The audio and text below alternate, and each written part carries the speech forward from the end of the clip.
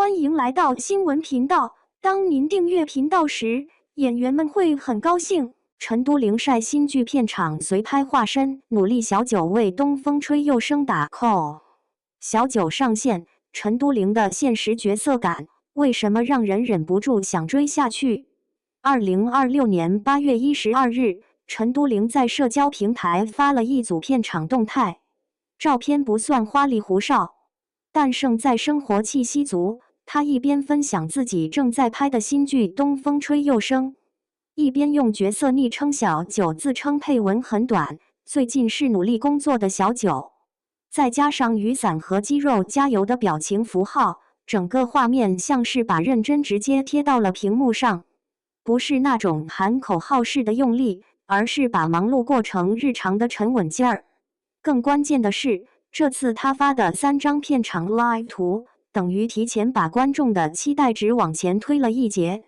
因为画面里出现的角色造型太明确了，不是差不多像，是那种你一眼就能说出这就是于九旗的精准贴合。3张片场图直接把于九旗拍出来了。很多剧在宣传期都会玩氛围感，但氛围感有时等于看起来不错，却不一定等于角色到位，而这次不一样。第1张图里，陈都灵穿着浅灰色西装制服，利落的像把时间都熨平了。橙调丝巾点出一点温度，让人知道这个人不是冷冰冰的机器，也不是只会端着架子的职场模板。齐整的盘发把他的气质收得稳稳当当。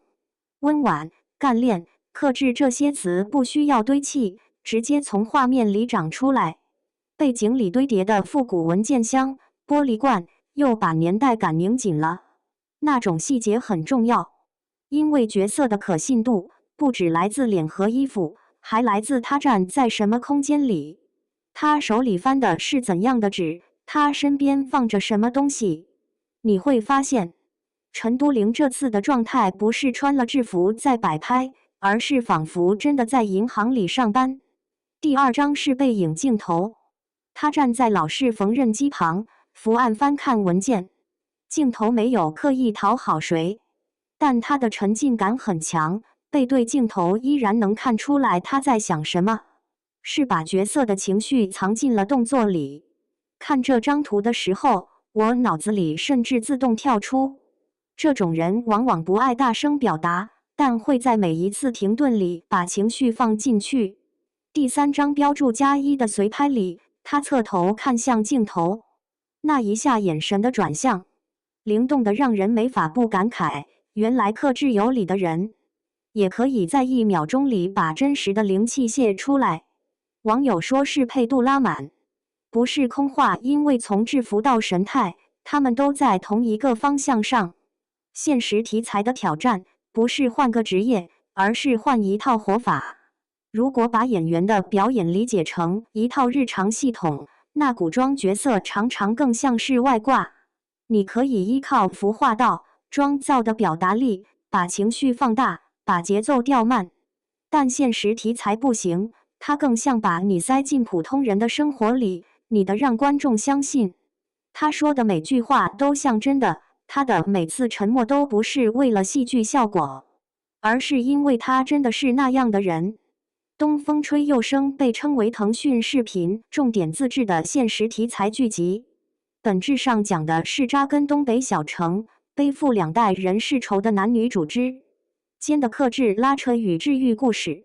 听起来是家世加情感加成长，但真正难的是，这种题材最忌讳情绪过度，也最怕看上去在演，而不是活在事件里。陈都灵这次饰演的于九旗是银行职员，人设关键词很清晰，外表温柔体面，待人克制有理，但他同时背负着家族恩怨与个人情感的夹缝成长。这角色的难点不在有没有情绪，而在情绪怎么被控制住。银行职员在观众想象里常常是稳，但于九旗的稳不是没有波澜，而是波澜被他压在身体内部。他越是体面，越说明他要承受的东西越多。当他在片场穿着浅灰制服，盘发干练，站在文件与机器之间时，我们看到的就不只是职业装扮，而是角色的情绪容器。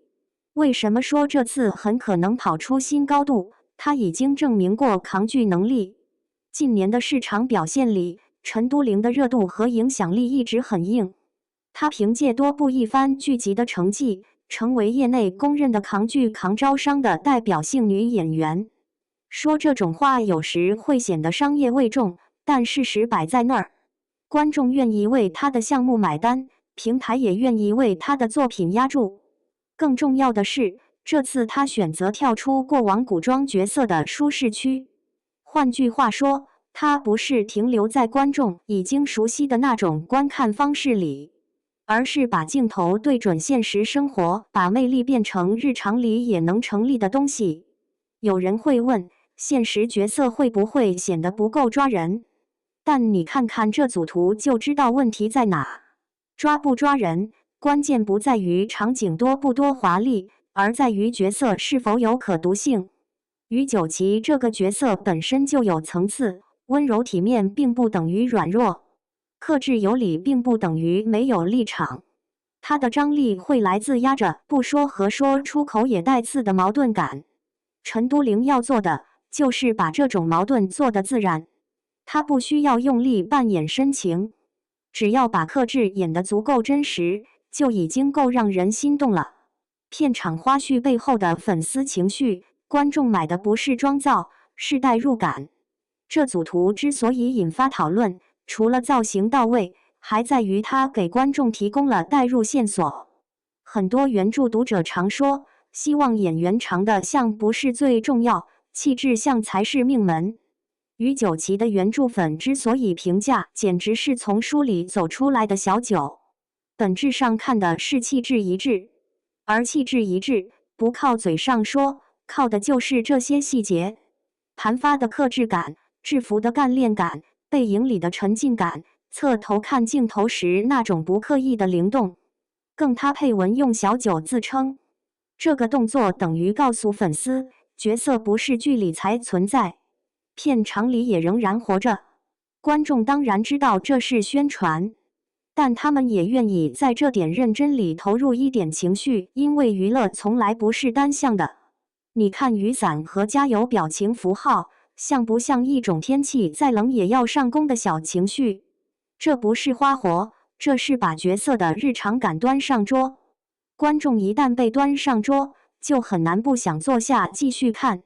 接下来最值得期待的，把治愈拍成不油腻的样子。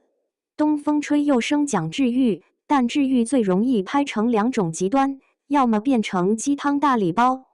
要么变成只想让你哭但不解释为什么。而好的治愈通常这样，他不急着给答案，他先把人逼到墙角，让你看见角色如何在夹缝里长大，然后再把那一点点温柔递到你手心里。于九旗这个角色天然适合做夹缝里成长的叙事，他在家族恩怨与个人情感之间周旋，外表体面克制，内里却要承受选择的重量。他可能不是最会煽情的人，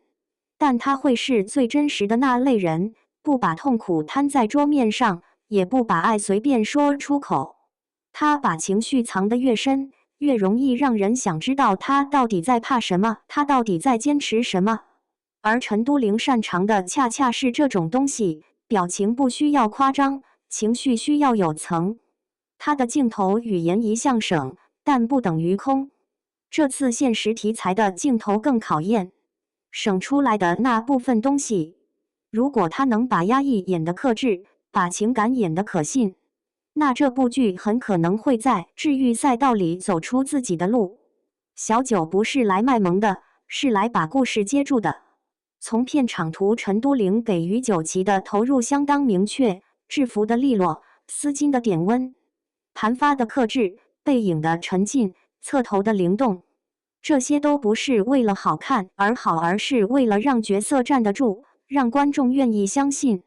现实题材里最怕角色之存在于台词里，而这组图让人感觉于九旗像是从生活里长出来的。他努力工作，他把情绪收好，他在文件与机器旁边翻动命运的碎片，然后把这些碎片慢慢拼成一段能被看见也能被原谅的故事。小九上线不是一句营销口号，它更像一种提示：东风会吹，日子会冷，但有人会在自己的岗位上把温柔留给未来。至于这部《东风吹又生》到底能不能把治愈拍得不油，把拉扯拍得真，把于九旗的层次拍得够用，就看开播时那一秒镜头，陈都灵能不能继续把努力演到观众心里。